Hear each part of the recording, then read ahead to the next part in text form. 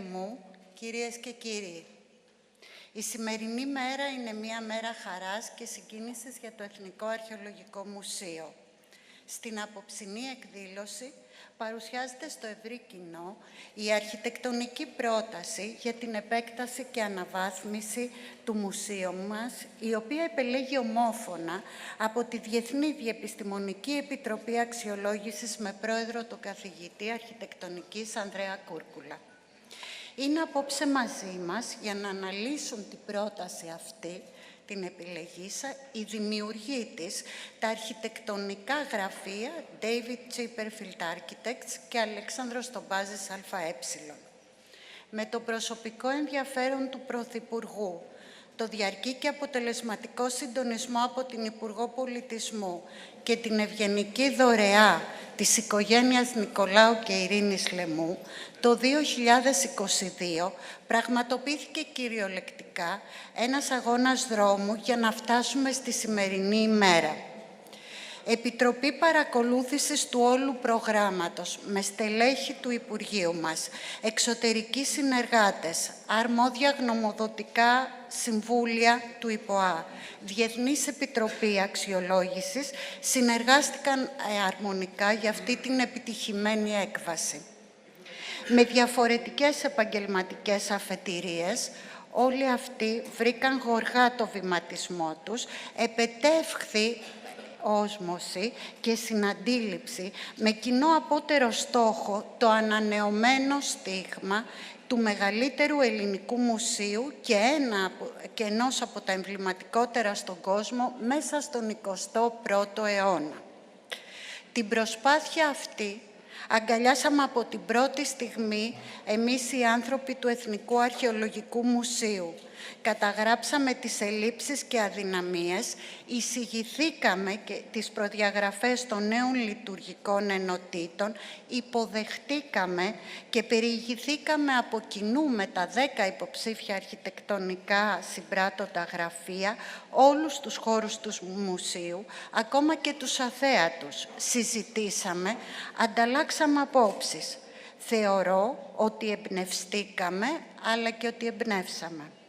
Σε αυτή την πορεία δεν θα ξεχάσω ποτέ τον ενθουσιασμό και τη συγκίνηση όλων των συμμετεχόντων μπροστά σε αυτή την πρόκληση.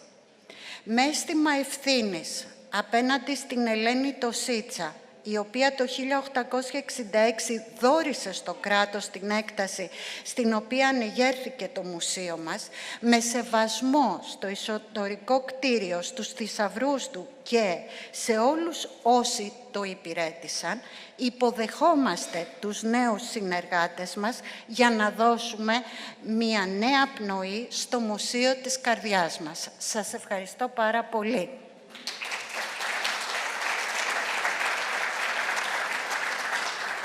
Καλώ τώρα στο βήμα την κυρία Λίνα Μενδώνη, την Υπουργό Πολιτισμού και Αθλητισμού, να δώσει το δικό της χαιρετισμό.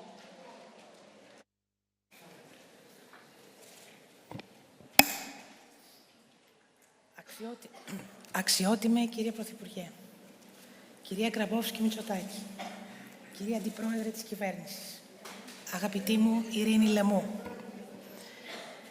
κύριοι Υπουργοί, κύριε Περιφερειάρχη, κύριε Δήμαρχε, κύριε Πρίτανη του Εθνικού Μετσοβίου Πολυτεχνείου, αγαπητοί πρόεδροι και εκπρόσωποι των καινοφιλών ιδρυμάτων, αγαπητοί φίλοι και συνάδελφοι, κυρίες και κύριοι, όλοι σε αυτή την αίθουσα γνωρίζουμε ότι στην εκφώνηση των προγραμματικών δηλώσεων τον Ιούλιο του 2019, ο Πρωθυπουργός αναφέρθηκε στο έργο της επέκτασης του Εθνικού Αρχαιολογικού Μουσείου, της διασύνδεσής του με το Ακροπόλ και της συλλειτουργίας του με το Εθνικό Μετσόβιο Πολυτεχνείο ως ένα από τα εμβληματικά έργα της κυβέρνησής του. Αυτό που λίγοι γνωρίζουν είναι ότι η συγκεκριμένη δήλωση δεν προέκυψε απλά από τον προεκλογικό προγραμματισμό.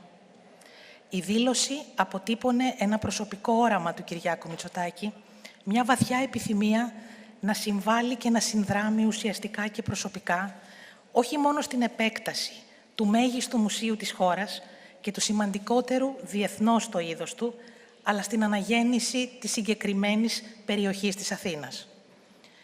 Ήταν αρχές φθινοπόρου του 2016, λίγους μήνες μετά την εκλογή του Κυριάκου Μητσοτάκη στη θέση του Προέδρου της Νέας Δημοκρατίας, όταν σε μια συζήτησή μας ανέφερε πόσο πολύ τον ενδιαφέρει η ουσιαστική αναβάθμιση του Εθνικού Αρχαιολογικού Μουσείου. Τον Ιανουάριο του 2017, σε μια σύσκεψη υπό την Προεδρία του, αποσαφηνίστηκε ότι το Εθνικό Αρχαιολογικό Μουσείο δεν μπορεί και δεν πρέπει να επεκταθεί στα κτίρια του Εθνικού Μετσόβιου Πολυτεχνείου. Αντίθετα, η ιστορικότερη από τις αρχιτεκτονικές σχολές της χώρας μας θα έπρεπε να παραμείνει στη θέση της, να αποκατασταθούν τα κτίρια μνημεία του Πολυτεχνείου σύμφωνα με τον δικό του προγραμματισμό και να αποκτήσουν τις όποιες χρήσεις αποφασίσει το Εθνικό Μετσόβιο Πολυτεχνείο. Τον Απρίλιο του 2017, με τη μεθοδικότητα και τη διαχειριστική ικανότητα που διακρίνει τον Πρωθυπουργό, συγκροτήθηκε μία μικρή, πολυεπιστημονική και συνεκτική ομάδα. Κάποιοι είναι και σήμερα εδώ, που συνεδριάζαμε σε τακτά διαστήματα, είτε στο σπίτι του με τη Μαρέβα, είτε στο Ίδρυμα Μητσοτάκη πάλι με τη Μαρέβα. Αυτά μέχρι τους πρώτους μήνες του 2019. Τότε πλέον το σχέδιο είχε πάρει οριστική μορφή. Οι παρεμβάσεις που έπρεπε να γίνουν για να μπορέσει να ξεκινήσει ο αρχιτεκτονικός σχεδιασμός είχαν καταγραφεί. Οι οδηγίες του Προέδρου ήταν σαφείς και συγκεκριμένες. Στο μπλε φάκελο του πρώτου Υπουργικού Συμβουλίου εμπεριέχονταν οι εντολές του. Σήμερα, συμπτωματικά, κύριε Πρόεδρε, δημοσιεύθηκε ο νόμος 5021, βάσει του οποίου μετασχηματίζεται διοικητικά το Εθνικό Αρχαιολογικό Μουσείο από δημόσια κρατική υπηρεσία σε οργανισμό με αυτοτελή υπόσταση σε νομικό πρόσωπο δημοσίου δικαίου που θα αναλάβει εν τέλει, ανάμεσα στα άλλα, και την υλοποίηση του έργου της επέκτασης και αναβάθμισης του Μουσείου. Το Νοέμβρη του 2019 ανατίθεται από το Υπουργείο Πολιτισμού σε εξειδικευμένη εταιρεία η εκπώνηση μελέτης σκοπιμότητας και βιωσιμότητας, χάρη στην ευγενική χορηγία του Ιδρύματος Σταύρος Νιάρχος. Είμαστε βαθιά υπόχρεοι. Τον Απρίλιο του 2020 η μελέτη παραδίδεται. Ως το τέλος του 2020 εκπονούνται από το Υπουργείο Πολιτισμού, σε συνεργασία με στενούς συνεργάτες μας, η μελέτη αρχιτεκτονικής και στατικής τεκμηρίωσης του υφισταμένου κτηρίου μνημείου του Μουσείου, ο έλεγχος του υπεδάφους και η γεωτεχνική μελέτη, οι τοπογραφικές αποτυπώσεις της ευρύτερης περιοχής, η μελέτη ιστορικής, αρχαιολογικής, χωροταξικής και πολεοδομικής θεώρησης και νομοθετείται από το Υπουργείο Περιβάλλοντος μια σειρά αναγκαίων χωροταξικών ρυθμίσεων. Το 2021 ξεκινάει η εκπώνηση μελέτης αρχιτεκτονικού προσχεδίου για το έργο μετά την έκδοση της απόφασης που εγκρίνει τη διαδικασία και την υπογραφή σύμβασης δωρεάς μεταξύ του Υπουργείου Πολιτισμού και της οικογένειας Νικολάου και Ειρήνης Λεμού. Η γενναιόδωρη προσφορά του Νικόλα και της Ειρήνης αποτελεί το πρώτο, αλλά καθοριστικό βήμα στην έναρξη του έργου της επέκτασης του Εθνικού Αρχαιολογικού Μουσείου. Η ευγνωμοσύνη μας και στους δυο είναι παντοτινή. Τον Απρίλιο του 2022 συγκροτούμε επταμελή Διεθνή Πολυεπιστημονική Επιτροπή Αξιολόγησης των 10 προτάσεων που υπέβαλαν οι συμπράξεις ελληνικών και ξένων αρχιτεκτονικών γραφείων. Τα μέλη της Επιτροπής, τα οποία ευχαριστώ από καρδιάς, υπό την προεδρία του καθηγητή του Εθνικού Μετσοβίου Πολυτεχνείου Ανδρέα Κούρκουλα, έκαναν μια υποδειγματική δουλειά με αφοσίωση, βαθιά επιστημονική γνώση, με μεράκι. Η Επιτροπή τον Δεκέμβριο του 2022 ολοκλήρωσε το έργο της, επιλέγοντας ομόφωνα, μετά από ενδελεχή και διεξοδική εξέταση, την πρόταση των αρχιτεκτονικών γραφείων David Chipperfield και Αλέξανδρου Τομπάζη. Οφείλω να επισημάνω ότι όλες οι προτάσεις που κατατέθηκαν διακρίνονταν από υψηλή ποιότητα, αισθητική και όραμα, ενώ ανταποκρίνονται πλήρως στις προδιαγραφές που έθεσε το Υπουργείο Πολιτισμού δια των υπηρεσιών του Κεντρικού Αρχαιολογικού Συμβουλίου και του Συμβουλίου Μουσείων. Ο Γενικός Γραμματέας και τα στελέχη του Υπουργείου, οι δημόσιοι λειτουργοί που μετήχαν στην Επιτροπή Παρακολούθησης των Διαδικασιών Εξέλιξης του Έργου της Δωρεάς, επιτέλεσαν με άριστο τρόπο ένα δύσκολο και πρωτόγνωρο καθήκον. Όλους τους ευχαριστώ από καρδιάς. Η πρόταση των γραφείων Chipperfield Τομπάζη εικονοποιεί το όραμα, δημιουργεί ένα μοναδικό τοπόσιμο στον αστικό ιστό. Είναι βαθιά ανθρωποκεντρική. Η επέκταση του Εθνικού Αρχαιολογικού Μουσείου συμβάλλει ουσιαστικά στην αναγέννηση της ευρύτερης περιοχής του ιστορικού κέντρου της Αθήνας. Προβάλλει την εθνική διάσταση του μουσείου, το οποίο συνδέει με το παγκόσμιο πολιτιστικό γίγνεσθε. Δημιουργούμε ένα μουσείο εξωστρεφές, ανοιχτό στην πόλη, σε διαρκή διάλογο με την κοινωνία, με δυναμική ματιά προς το μέλλον. Κύριε Πρωθυπουργέ, σήμερα ολοκληρώνεται ο πρώτος δύσκολος, ομολογώ, κύκλος για την υλοποίηση ενός έργου, το οποίο εσείς οραματιστήκατε, ενστερνιστήκατε, παρακολουθείτε προσωπικά. Συμπίπτει χρονικά με την ολοκλήρωση σχεδόν της πρώτης κυβερνητικής σας θητείας. Το βλέμμα μας είναι ήδη στραμμένο στο μέλλον, στη δεύτερη θητεία σας, όπως άλλωστε και οι δυνάμεις μας. Στο τέλος της δεύτερης κυβερνητικής τετραετίας, το Εθνικό Αρχαιολογικό Μουσείο θα είναι απολύτως διαφορετικό. Στο χώρο του σημερινού προκηπίου θα υπάρχει κήπος, μια πράσινη πλατεία, αλλά και ένα δεύτερο κτίριο, οργανικά συνδεδεμένο, αλλά όχι ανταγωνιστικό με το υφιστάμενο μνημείο, το οποίο, όπως θα δείτε σε λίγο, αφορά στην πόλη, επικοινωνεί με την πόλη, ενώ συγχρόνως δημιουργεί ένα υψηλής αισθητικής κέλυφος, το οποίο συμμετέχει στην ενιαία έκθεση των πολύτιμων συλλογών δεκάδων χιλιάδων αριστουργημάτων της αρχαίας ελληνικής τέχνης που διαθέτει αυτό το μουσείο.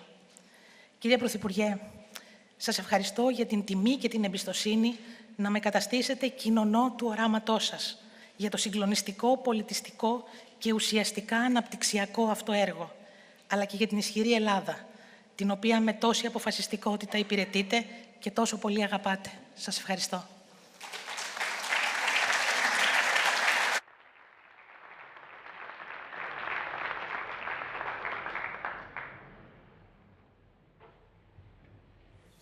How can you make an extension which is part of the building, not just an addition? So how does this new building complement not only the existing building, but also the place itself? And how does it create a new place? Our architectural approach has been to create a plinth growing out of the existing building, therefore fundamentally connected to the 19th century building, but at the same time that socle develops into a powerful piece of architecture which is both presenting itself as a front door, bringing the museum closer to the city on the one hand, and at the same time it presents itself as a new space. The challenge, of course, is to get those two things in balance, that the building has to be a powerful presence. At the same time, it has to offer a significant platform for a garden which is not just a green roof, but is really a public garden. The new extension is a special type of landscape, internal landscape, overlapping rooms with diagonal views and very free-flowing. And in the center of this is the courtyard that celebrates the entrance and the portico and the symmetry of the existing building. It's the courtyard that binds the two projects together into one. And this courtyard brings also light and views into the very heart of the new extension. It becomes the space around which you rotate and by which you understand your position and relationship between the new and the old buildings.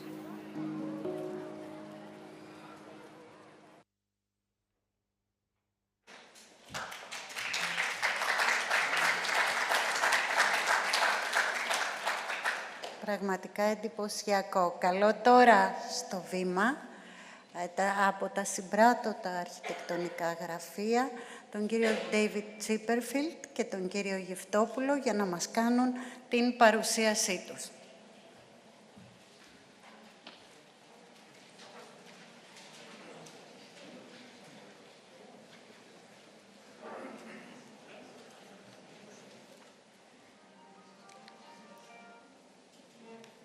Thank you very much. I want to say hello to everybody, but especially, of course, Prime Minister, thank you very much for initiating this project. And on behalf of our team, we are, of course, enormously proud to be here and pleased to be here. I also want to thank the jury for the wise selection they made. They don't always make the best decisions, but of course they did this case, certainly for us. But joking aside, I must say the process was of course, with our result, but the process was professional and extremely well organized. I will first of all introduce our team. We have our whole team here, or representatives of our team here. Obviously, most important, Stavros Giftopoulos from Tombas's office, but also a player which you'll see is very important in this tonight, Peter Wirtz and his team. The landscape part of the project is really fundamental. Landscape is often a casualty in these projects, but this is a really important part. We also will show, we will have a short explanation from our structural engineer, Martin Stumpf, and from our environmental consultant, especially on sustainability, Max Dorling. Also part of our team, although not here tonight, is Brigitte Nekel from Bruckner Interior Design. They work with us on the exhibition concepts. And obviously, we are here with Tombas's office, who are our partners in this project, and who we have relied on for their enormous advice, important advice through the design process, and who will be a fundamental part of our team. So Stavros and I, along with Alexander Schwartz from the Berlin office, the partner in charge, we will take you through the design as well as we can. Many of the team are also here today. They're in the audience, and they worked incredibly hard on this project. So, the task, the competition set, was really in two parts. One is a sort of straightforward and typical request from museums. We need more space. We need some better space. We need to be able to show more of our collections, and we need to relieve the existing rooms. This is a typical requirement for many museums. This museum especially has one of the most extraordinary collections in the world, and we don't see so much of it. The second request is a slightly more complicated one. I wanted you to go back, but you can't, can you? The second request is a more abstract one. So the first one, in a way, is about the collection. How can we show this extraordinary collection better to our visitors? The second question, in a way, is how can the museum itself establish a stronger relationship to the city? How can we create this stronger bond? The existing building, which is a wonderful example of 19th century architecture, in some ways it's a typical example of a 19th century museum. It's a sort of temple with all the qualities of a 19th century building, but also some of the weaknesses of the temple. It's detached, it's up a staircase. It doesn't have the same proximity and relationship as we might want in a contemporary museum. So this is, in a way, the second, more difficult question that's asked by the competition. First, can we have some more space? Can we have some better space? And second, can you find a better relationship between the museum and the city of Athens? That's quite complicated. And of course, within that, we're not trying to make a totally new project. We're trying to strengthen what is already here. Strengthen the building, the existing building, and strengthen the collections. It also gives us an opportunity to reconsider how the collections throughout the museum are shown. It gives the curators, the director, a new chance to think how we should present work at this point. Sasha is now going to talk a little bit about the physical and historical context of the building. Thank you, David.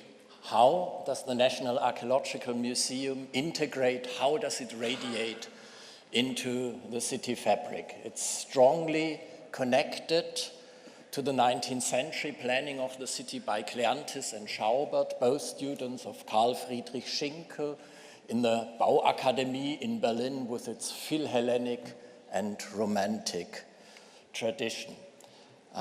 Focused on the Acropolis, the Athenas axis, the two diagonals, the decision to move the position of the castle from Omonia Square to Syntagma Square, then the completion of the triangle and the extension of the Athenas axis. A parallel system with the Iolu axis towards the Erechtheion and the Parthenon. The museum sits on the prolongation of this axis in a Schinkelesque urban landscape typology, which we also find in the trilogy. Solitary buildings, landmark buildings sitting in a landscape setting, dealing with topography between two streets, with a garden, a terrace or podium, and a freestanding building on top. We find this neoclassical scheme several times, including the National Archaeological Museum and its neighbor, the Polytechnicon. By nature, this Schinkelesque scheme of an urban landscape with solitary buildings today forms the outstanding exception in the dense city fabric of the 20th century as we find it in Ex Archia.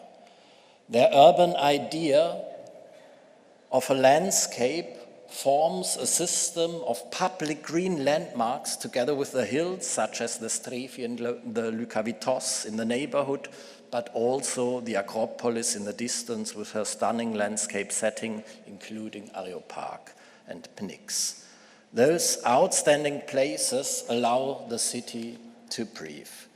Now, how can we amplify this embedded landmark character of the place? How can we elevate it and make it accessible, visible, make it shine again as a place to be? The brief suggests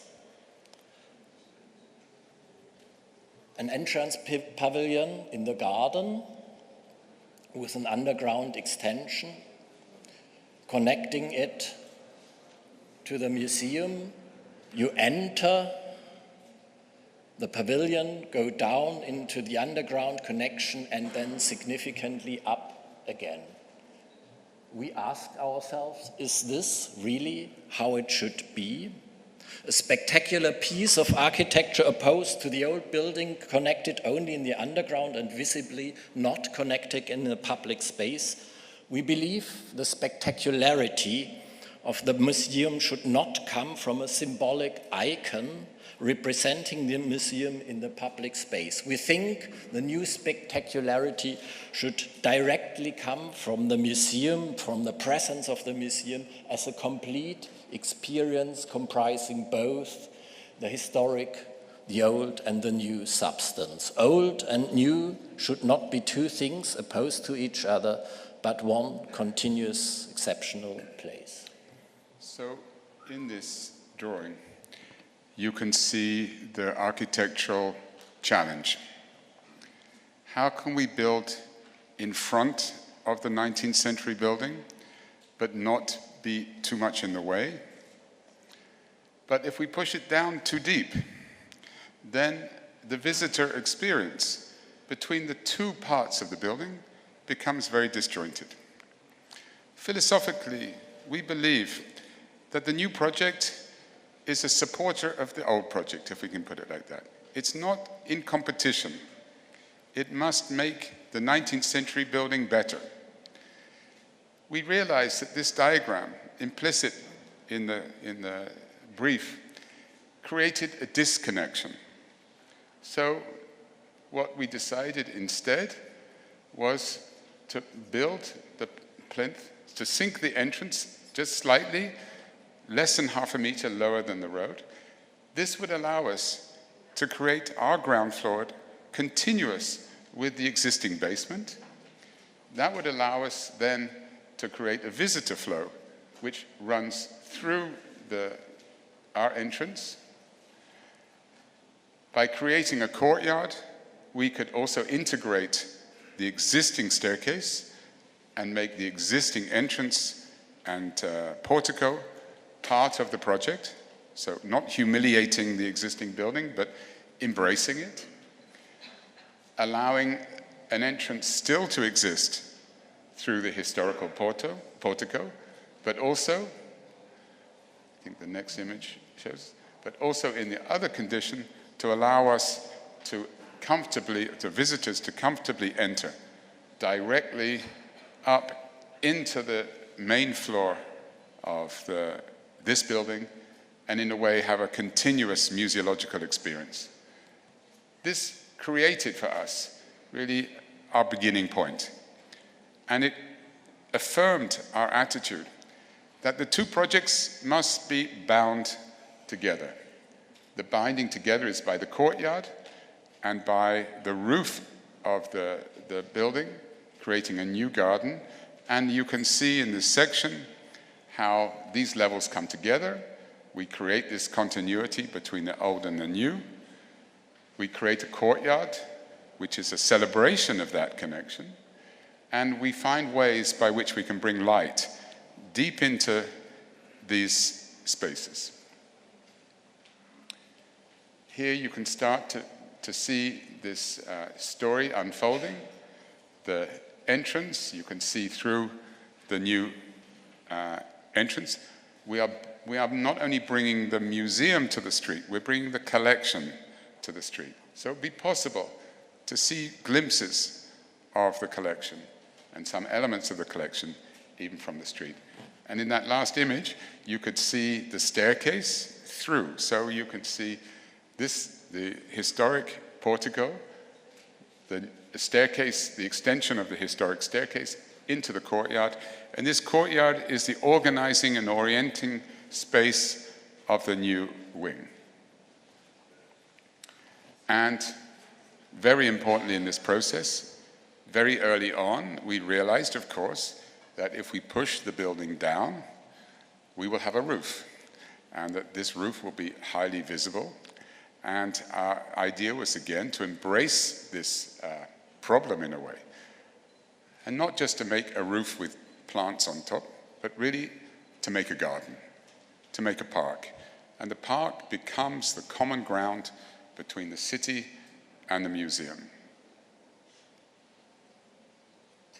The architectural idea starts from the neoclassical building with its symmetry and a new entrance pavilion at the street, which first repeats the neoclassical scheme of the neighbor, but dissolves it into a landscape of volumes, a composition around a central courtyard, creating a continuum of floating space, accessible and porous for horizontal movement, light and views. This is a view across the courtyard.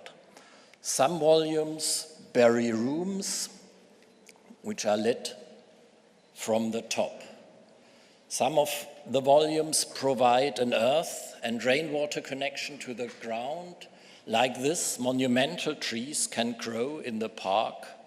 The museum as a built topography, providing a landscape setting with trees growing off the structure.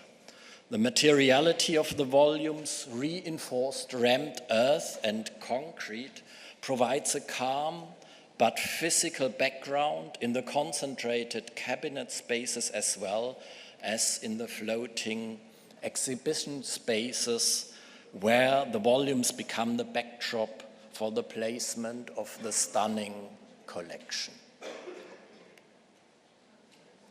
Now, structure. Martin Stumpf. Thank you. The supporting structure is made of reinforced concrete and clay. An important component is the long span floor slab that supports the public park. In this area, we designed a reinforced slab with upstanding beams. The space between the beams we used for the soil for the gardening. By arranging the ribs upstanding, the ceiling remains uniform and even from below. For the supports, the volumes, we propose the use of clay. Clay is a natural material and it's abundant. Next, please. And it's abundant in Athens. Building with clay is a historical construction method, either with brick or rammed earth. We use clay in its unbaked form as a rammed earth and produce it on site. Now to sustainability, Max study.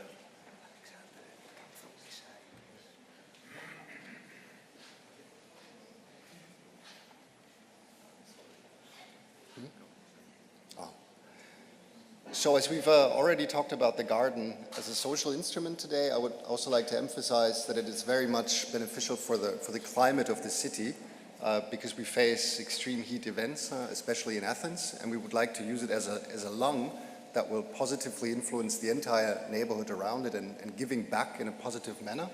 And if you've seen in the structural design, we have a strong integration of how the garden functions by enabling these volumes and how the growth of these tall trees is actually enabled. And we've designed that very closely together in that instance.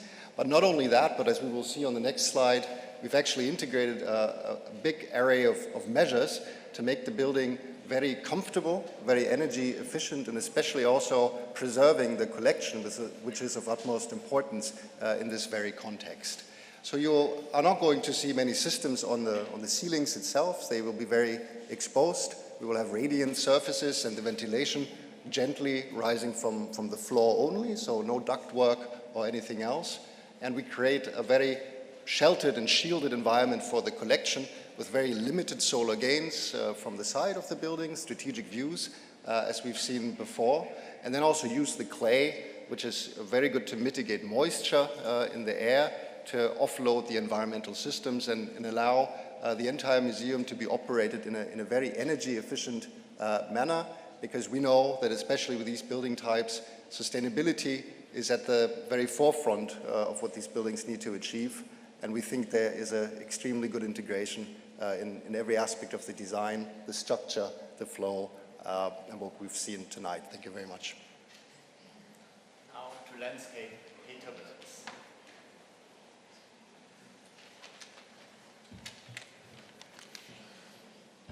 Good evening. The landscape is in this remarkable idea of having the extension coming out, rising out of the street levels, makes that the park really lifts off itself from the street and becomes like a world by itself. We enhance this effect by planting very densely on the perimeter of the park, so people are really in their own world, concentrated on the sky and in dialogue with the old building. The park is accessible through 3 above ground accesses. To the top is at grade of the existing museum. Actually, it is the existing level, and from there on to the left on the picture, you do go down the 4 meters we were talking about, but also with monumental staircases at the bottom of the image, which are joined by elevators. So this makes sure that the garden is not only enjoyed by visitors, but also easily accessible for the citizens of Athens, and we really count on the attractivity of the park, that as well people will come there to have a good time and hang out as a social meeting place, as well for visitors that are try to recover from their intellectual concentration in the museum and rise out into the park to have a rest or take a cup of coffee.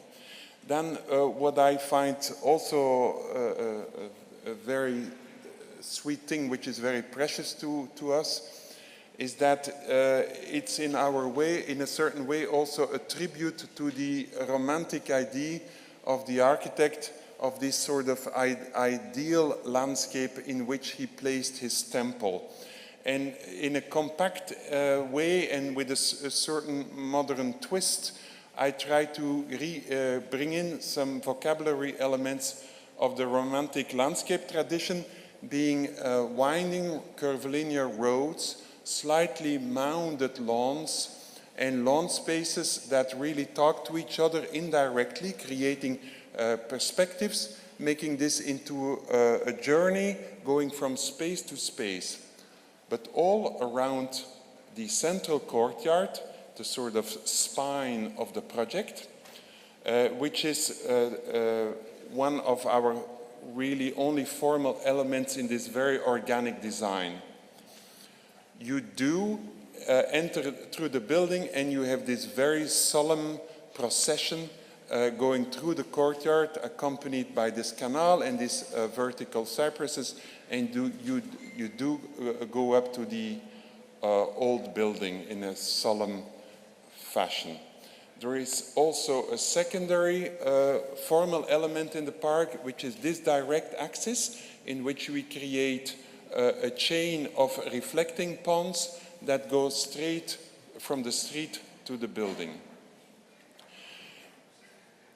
The cherry on the cake for me is the interesting merger and unusual merger between below ground events and what's in the park. Actually, it's one of the only parks that I know where people in the museum really can rise out through ramps, staircases, or elevators and have a cup of coffee or tea in the both corners of the garden. The top restaurant, the lower area with the extra pavilions, a cafeteria, or even a place of outdoor learning. What I also wanted to tell you, and I'm really counting on a lot of social interaction, is that the connection to the architecture school on the other side of the street is on axis with that one staircase. So I count on students coming to eat their sandwich in our park. Thank you very much.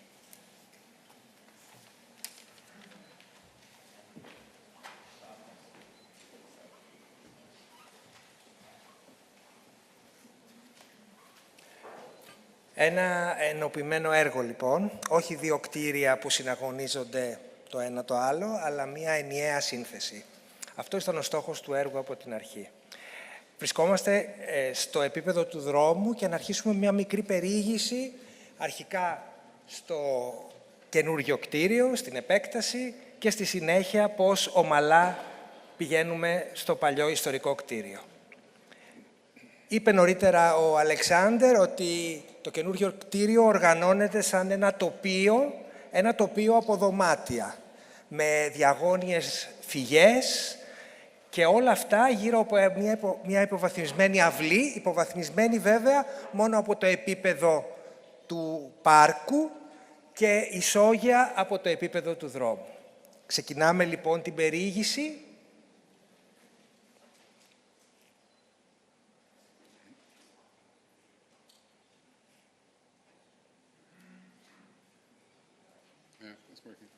Okay. Ξεκινάμε λοιπόν την περιήγηση από το κεντρικό φουαγέ που έχει τη διαμπερότητα και μας δίνει τη δυνατότητα της οπτικής συνέχειας από το δρόμο μέσω του χώρου συγκέντρωσης των επισκεπτών της αυλής στη μνημειακή σκάλα. Συνεχίζουμε αφού περάσουμε όλες τις περιοχές με τους βοηθητικούς χώρους που είναι απαραίτητοι για ένα σύγχρονο μουσείο. Το πορόδες του κτηρίου στη βάση του ενισχύεται με την τοποθέτηση του εστιατορίου στην πάνω γωνία, όπου έχει τη δυνατότητα της επέκτασης του και στο πάρκο πάνω, αλλά και της ανεξάρτητης λειτουργίας του από το δρόμο. Το γραμμικό φουαγέ για το auditorium, που βρίσκεται σε συνεργασία με το εστιατόριο και τους χώρους υποδοχής. Το κατάστημα που στα σύγχρονα μουσεία αποκτά όλο και πιο σημαντικό χαρακτήρα, που βρίσκεται απέναντι από το Ακροπόλ Ακρός και σηματοδοτεί και αυτή τη σύνδεση των δύο κτηρίων σε επίπεδο εδάφους. Η είσοδος και αυτή ενισχύει το πορόδες από την Πολύβουη οδό Πατησίων. Μπορεί κανείς να επισκεφτεί το κατάστημα χωρίς να χρειάζεται να επισκεφτεί το ίδιο το μουσείο. Οι χώροι εκθέσεων περιοδικών, που είναι πολύ σημαντικοί για την συνεχή ανανέωση του μουσείου και της επισκεψιμότητας των κατοίκων της πόλης αυτής. Και οι υπόλοιποι εκθεσιακοί χώροι που οργανώνονται γύρω από το υποβαθμισμένο έθριο, και από αυτή την περιοχή κατεβαίνουμε μέσω δύο πολύ σημαντικών κλιμακοστασίων στο επόμενο επίπεδο, όπου φωτίζεται και αυτό από την υποβαθμισμένη αυλή και έχει τη δυνατότητα για παραπάνω εκθεσιακό χώρο. Και αφού έχουμε περιηγηθεί στη νέα αυτή επέκταση, κινούμαστε προς το ιστορικό κτίριο και σε αυτή τη στιγμή θα δώσω το λόγο στον David για να μπορέσει να σας δείξει πόσο σημαντική είναι αυτή η σύνθεση για το σύνολο της σύνθεσης. So I think this is just showing, emphasizing again this connection, how critical the connection between the two things is, not only practically, but in a way philosophically. I think we can go very quickly, showing you how it brings you up, brings these two new staircases, bring you up into the existing lobby, directly into the existing lobby by the stair or by the elevator. You could even enter by the front stair as existing. You could go through there. Once you've arrived in the lobby, next, you can then begin the tour around the main galleries of this floor. Then I think we need to go very quickly now through the historical layers. What we're going to do with the rest of the building, this is an issue which needs to be developed. The existing building should be strengthened in its historic character and physical presence. It should shine again as a landmark monument. Roughly speaking, we have to deal with three time layers. The 19th century building by Ludwig Lange and Ernst Ziller, the 30s extension by Nomikos, and the 50s by Patroklos Karantinos, including the restoration of the 19th century exhibition rooms. In the 30s extension, we would affirm the library and research aspect together with storage and administration. It seems to be appropriate to the existing character of the 30s extension to use it only for those functions. We suggest to confirm the 50s interventions, especially in the courtyard with the cafe, for sure one of the most stunning museum cafe locations in the world, and in the Epigraphic Museum around the other courtyard with its pleasant entrance sequence, also driven by the 50s layer. The situation in the main exhibition rooms from the 19th century restored in the 50s is more complex. The present state of preservation is aired by the memory of the historic version of the room sequence created by Ernst Ziller. As an amalgam of the present state and the historic memory, the rooms should find a third presence. Finding this third presence, this new presence between current state of preservation and historic memory is something we enjoyed very much in Neues Museum by Friedrich August Stüler, student of Schinkel, like Kleanthis Schaubert and Hansen, the mentor of Ziller. New and old form something third, tertium quid, something complete, something historic and radically of the present at the same time. Today and tomorrow, a spectacular place to be. Just finishing summary. I'm sorry we took a bit long, but can you go to the next? So just the main points of the project, I think, repeating. The importance of bringing the museum and the collections really to the street, to create this visibility and permeability, not only to the museum, but to the collections, to be able to connect and orientate yourself through these new galleries, to create an identity of the new wing reliant on the old wing and make this courtyard the connector between these two histories, to make the substance of the building, because it's an archaeological museum, we can make the walls have a character. If it was a painting museum, we wouldn't be able to do this, but in an archaeological museum, the background against what we see, the objects, is very important. We want to make this material in a sustainable way. We can no longer consider acts of construction by importing marbles from China or stones from anywhere. We must now try to build with local materials. This idea of building with earth is not only a very sustainable idea, it's a very aesthetic idea in terms of the presentation of the collection, and as was said earlier, it creates a very stable environment for the museum.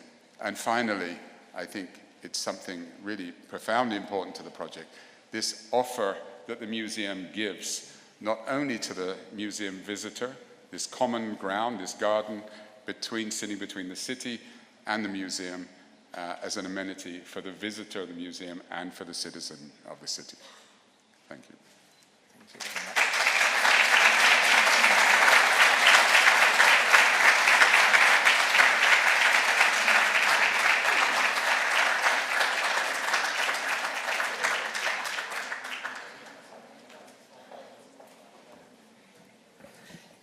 Ευχαριστούμε πάρα πολύ την ομάδα του κυρίου Τσίπερφιλτ και τον κύριο Γυφτόπουλο για την παρουσίαση αυτή.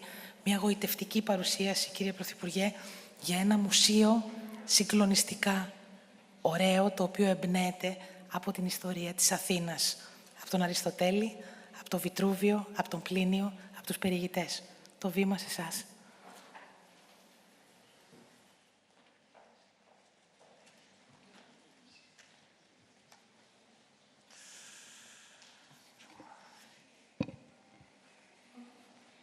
Κυρίες και κύριοι, είναι πραγματικά δύσκολο να προσθέσω πολλά μετά από αυτήν την πολύ εντυπωσιακή παρουσίαση την οποία παρακολουθήσαμε. Για μένα σήμερα έχω τη βαθιά πεποίθηση ότι ένα προσωπικό μου όνειρο γίνεται πραγματικότητα. Το πολιτικό μου γραφείο ήταν για πολλά χρόνια, λίγους δρόμους, πιο πέρα, στην οδό Χαλκοκονδύλη, περνούσα συχνά μπροστά από το Αρχαιολογικό Μουσείο. Έζησα ταυτόχρονα τα χρόνια της υποβάθμισης του ιστορικού κέντρου της Αθήνας και πάντα ήταν στο μυαλό μου αυτή η ιδέα του πώς θα μπορούσαμε να κάνουμε μια σημαντική παρέμβαση στο πιο σημαντικό μας μουσείο, στο Εθνικό Αρχαιολογικό Μουσείο, πώς θα μπορούσαμε όχι ταυτόχρονα να το επεκτείνουμε, αλλά να δημιουργήσουμε και ένα νέο τοπόσιμο και κυρίως να χρησιμοποιήσουμε αυτό το εμβληματικό έργο ως μια ευκαιρία για να αναβιώσει ουσιαστικά μια ολόκληρη γειτονιά. Και με πολύ και σκληρή δουλειά και μεθοδική παρακολούθηση είμαστε σήμερα στο σημείο να έχουμε κάνει ένα πρώτο σημαντικό βήμα για την υλοποίηση αυτού του οράματος. Θέλω να ευχαριστήσω ξεχωριστά όχι μόνο την Υπουργό Πολιτισμού και το επιτελείο της, που ήταν πάντα στην πρώτη γραμμή αυτής της προσπάθειας.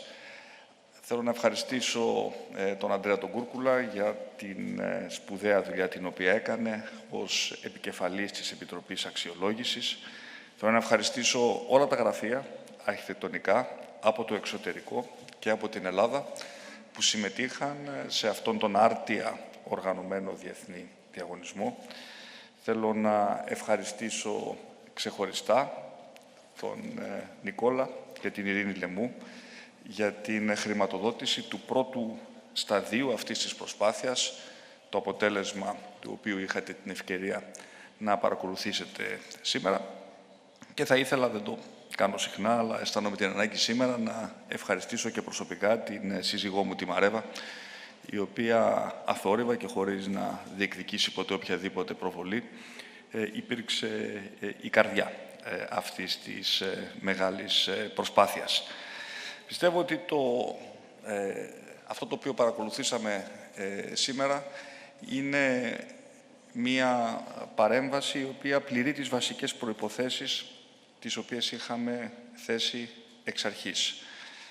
Πώς θα δημιουργήσουμε περισσότερο χώρο για να εκθέσουμε τα σπουδαία εκθέματα μιας από τις σημαντικότερες συλλογές παγκοσμίως, καθώς σήμερα εκθέτουμε λιγότερο του 10% αυτών που έχουμε στις αποθήκες μας.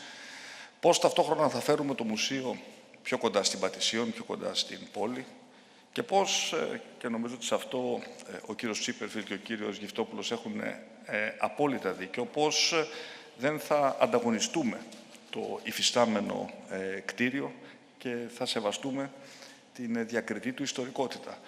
Είναι στην κρίση σας, εάν η πρόταση αυτή, η οποία επιλέχθηκε ομόφωνα από την Επιτροπή, επιτυγχάνει αυτούς τους στόχους. Σίγουρα όμως θα αποτελέσει μια σημαντικότατη παρέμβαση στον αστικό ιστό της πόλης, αλλά και μια μοναδική ευκαιρία να μπορέσουμε να προσελκύσουμε στο Εθνικό Αρχαιολογικό Μουσείο περισσότερους επισκέπτες.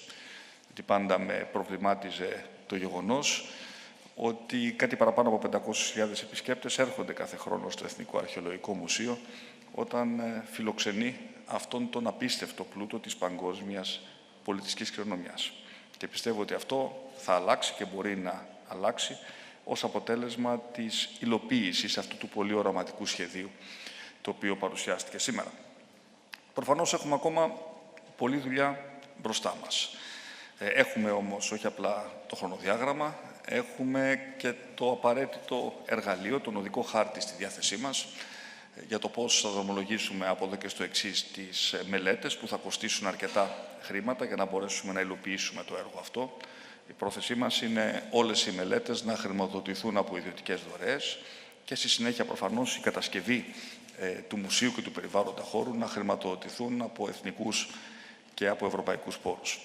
Το χρονοδιάγραμμα το οποίο έχουμε καθορίσει είναι ένα χρονοδιάγραμμα αρκετά σφιχτό, αλλά είμαι απολύτως σίγουρος ότι θα μπορέσουμε να το υλοποιήσουμε. Διότι υπάρχει μεράκι διάθεση και τεχνογνωσία για να μπορέσουμε αυτό το πολύ όμορφο όραμα το οποίο σας παρουσιάστηκε σήμερα να γίνει πράξη το συντομότερο δυνατόν.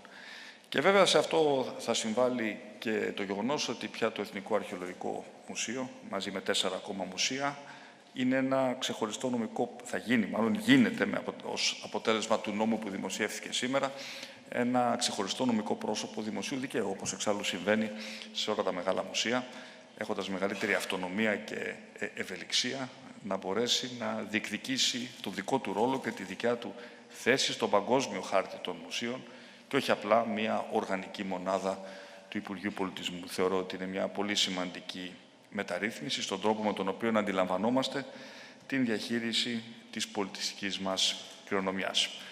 Ο δρόμος λοιπόν είναι ανοιχτός. Θέλω και πάλι να ευχαριστήσω τον David Chipperfield και την ομάδα του, τον κύριο Γυφτόπουλο και την ομάδα του, γιατί πράγματι μας άνοιξαν τα μάτια σε ένα καινούριο κόσμο.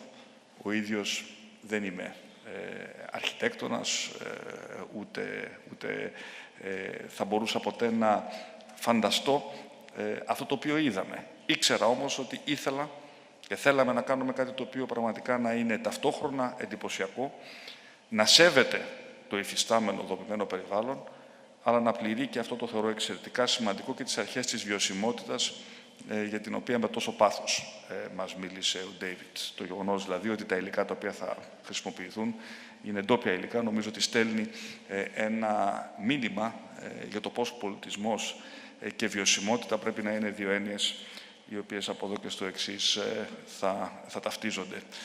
Και πάλι λοιπόν ένα μεγάλο ευχαριστώ σε όσους οραματίστηκαν αυτή την πρόταση, σε όσους εργάστηκαν για να την επιλέξουν και τώρα είναι στο χέρι μας να φροντίσουμε ώστε να περάσουμε όσο το δυνατόν πιο σύντομα από το σχέδιο στην πραγματικότητα. Σας ευχαριστώ πάρα πολύ.